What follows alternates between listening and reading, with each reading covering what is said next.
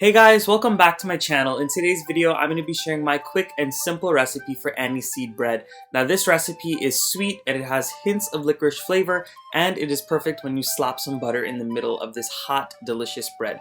So I hope you guys enjoy this recipe, and being that we're all stuck at home or quarantined, I wanted to go ahead and promote the idea of staying home and, just cooking things in your own kitchen and experimenting a bit. So throughout the coming weeks, I'm going to keep on posting some videos, and we're gonna make like a little quarantine series together. So I hope you guys enjoy this recipe. Let's get into it.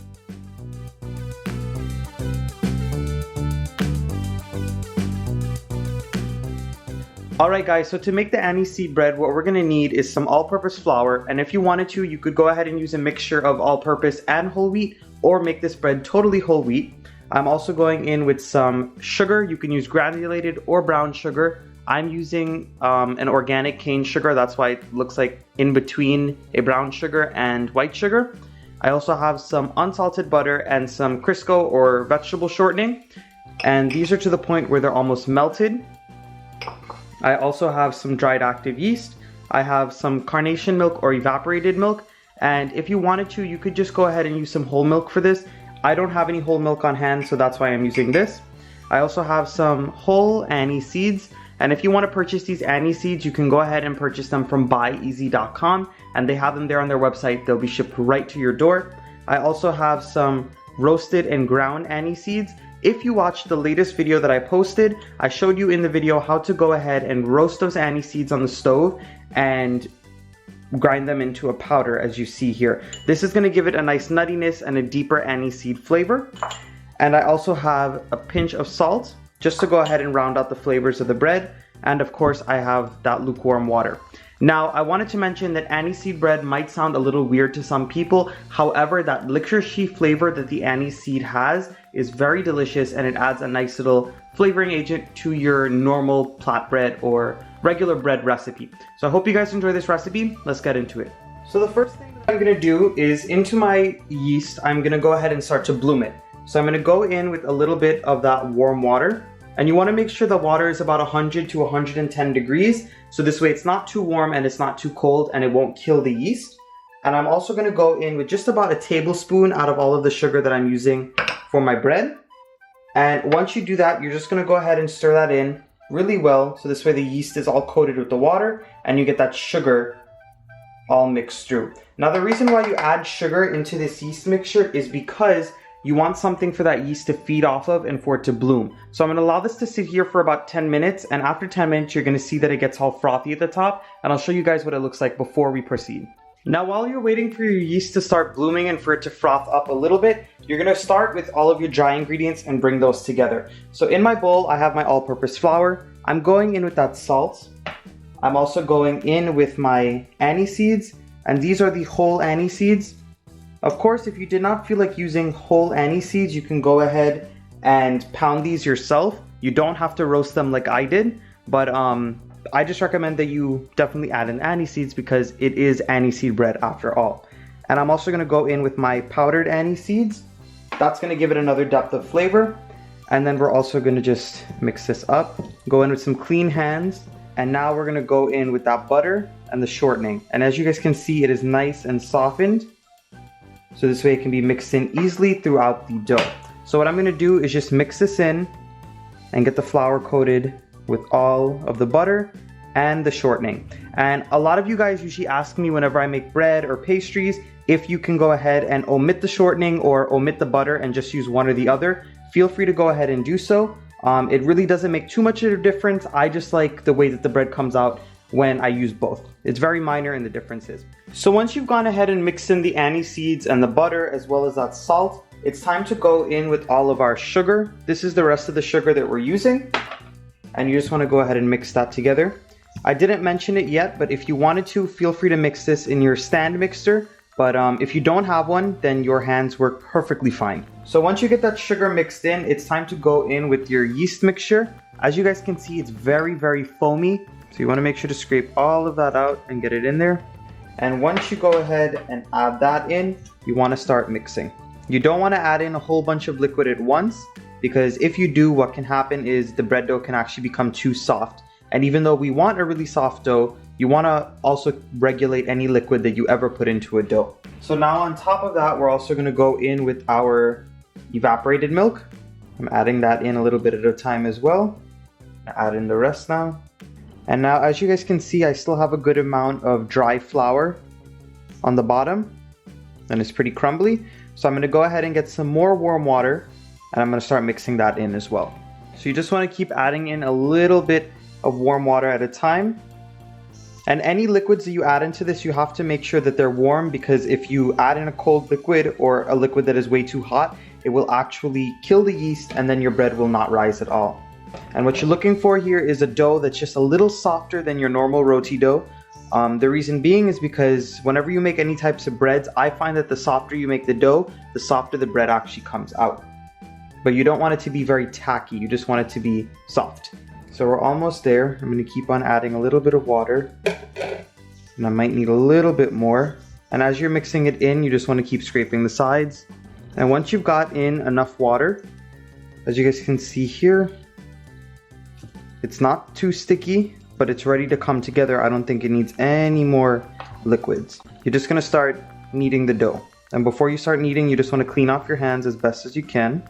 And then what you're going to do is do the knuckle method that I usually use whenever I make roti or other types of breads. This is the best way to go ahead and knead anything, because it doesn't make the end product tough. So basically what you want to do is go in with your knuckles. You want to basically punch it down. And then you're going to keep scooping up the sides. Turn it around, and you're going to keep on doing that.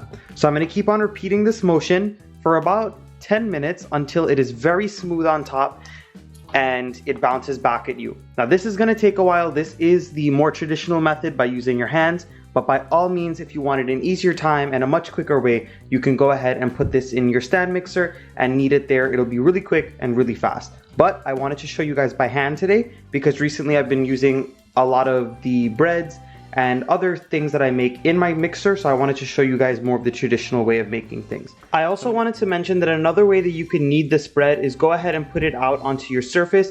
I had added a little bit of dry flour onto the surface, and then you can just go ahead and knead it like this.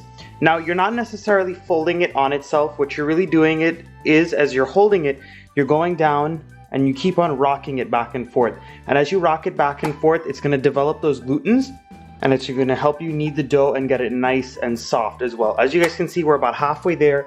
I've been kneading for about 3 minutes now, and I'm going to keep on going until this is nice and smooth all over the top. So this is what my aniseed bread dough looks like after I've been kneading it for about 10 minutes. Now this was me kneading it by hand. Again, if you want to knead it in your hand mixer, feel free to do so as well. Now I wanted to show you guys that you know you're done kneading when it's nice and smooth and you can get it into a ball just like this. And also when you press on it, the indentation comes up a little bit. So what I'm going to go ahead and do now is cover it with some damp paper towels as well as a kitchen cloth, and I'm going to let it raise for about 1 to 2 hours, just until it doubles in size, and then we can go ahead and start to form the bread and bake it. So this is what my bread dough looks like after about an hour of raising. As you guys can see, when I uncovered it, it is nice and fluffy. It has doubled in size, and basically what you're going to do is take it out of the bowl and you're going to split it into 2 equal sized balls. Now the reason why I'm doing this is because I am making 2 smaller sized loaves of bread versus 1 huge loaf. By all means, if you wanted to make a large loaf or if you wanted to make multiple tiny loaves, you can do that. I just find that for me and my oven, the 2 loaves cook more even than just 1 really huge loaf. So I'm just going to smoothen out the tops, roll them into balls, and then I'm going to show you how to shape it and do the rest of that before baking. So this isn't really like flatbread or tennis rolls or anything like that. You could technically make this any type of shape that you want. I'm really just going to go with a smooth top on the bread. I'm not going to braid it or make them into little tennis roll type shapes. But by all means, make them whatever size or shape that you want, because it's your bread. So just make it how you would like to eat it and how you'd like to prepare it. So I'm just making it into a big flat log basically, and that's how I want to form my bread. If you see any cracks or anything like that within the bread, you just want to tuck them under and keep working the bread, as you guys can see I'm doing here. The end product is basically you want to have the top of the bread smooth, so this way when it's done baking it doesn't look all craggly and messed up. So basically, once you form your bread into the logs, you're going to go ahead and put them down onto a buttered cookie sheet. And you want to butter it so this way the bread doesn't stick. And if you didn't want to use butter, you could go ahead and use some parchment paper instead. That's a really good alternative. So basically what you're going to do now is cover it with some damp paper towels as well as a kitchen towel.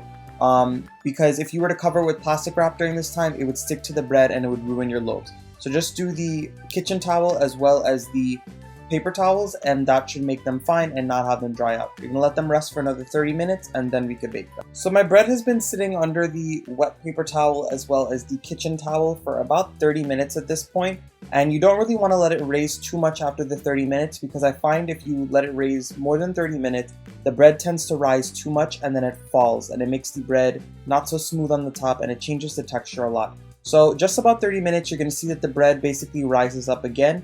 And you're going to pop it in your oven, preheated to 350 degrees, and you're going to leave it in there for about 20 to 25 minutes, and this time will totally vary depending on your oven, because I know some ovens get more hot and some are more cold, but basically you're going to bake it until the tops are nice and golden brown. So I just pulled my bread out of the oven and it is really hot and it is steamy. This is the perfect time to go ahead and rub some butter on it.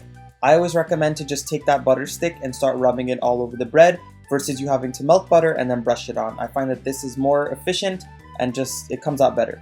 So I'm gonna go ahead, butter it liberally on the top to stop the bread from drying out as it cools, and I'm gonna allow it to cool for about 20 minutes, just until the bread is warm and it is cool to the touch, so this way I can cut into it after that. So as you guys can see, my bread has cooled a bit. I went ahead and I transferred it onto my board, and I'm gonna go ahead and cut into it for you guys. Now the reason why I never cut into really hot bread is because when you cut into hot bread, it tends to fall and it makes the bread very chewy and gummy. So I recommend you let it cool, don't rush too much, and then you will have the perfect bread when you do cut into it. So as you guys can see, I cut into it. It was very easy to cut, and as I'm pressing down on it, it is bouncing back. That is the sign that your bread is absolutely perfect. It is so fluffy and so soft on the inside. So that's it, guys. This recipe was very quick, very simple, and it is something that you can definitely put together with some pantry staples. Now, of course, if you do not have any anise seeds at this point, I do not recommend running out to the store in these conditions to go ahead and look for anise seeds. Just go ahead and make some tennis rolls or a plain bread, or you can go ahead and experiment with different spices and flavoring agents that you already have in your kitchen. So I'm just going to slap some butter on here. I'm going to finish eating my bread. And I wanted to let you know that if you wanted to, you could serve this bread with some cheese in the middle. You could eat it with your pepper pot, and you can do so many things with this bread. It is soft, delicious, and packed full of flavor. So I hope you and your family stay safe during this crazy time. Go ahead and stay in your kitchen, experiment, and stay home with your family. And I hope you enjoyed. So go ahead, like, share, subscribe, do all of that amazing normal stuff. And if you click that subscribe button, make sure you click the bell notification icon right next to it, and you'll be notified when I post my newest videos. I'll see you guys again very soon. Bye, everyone.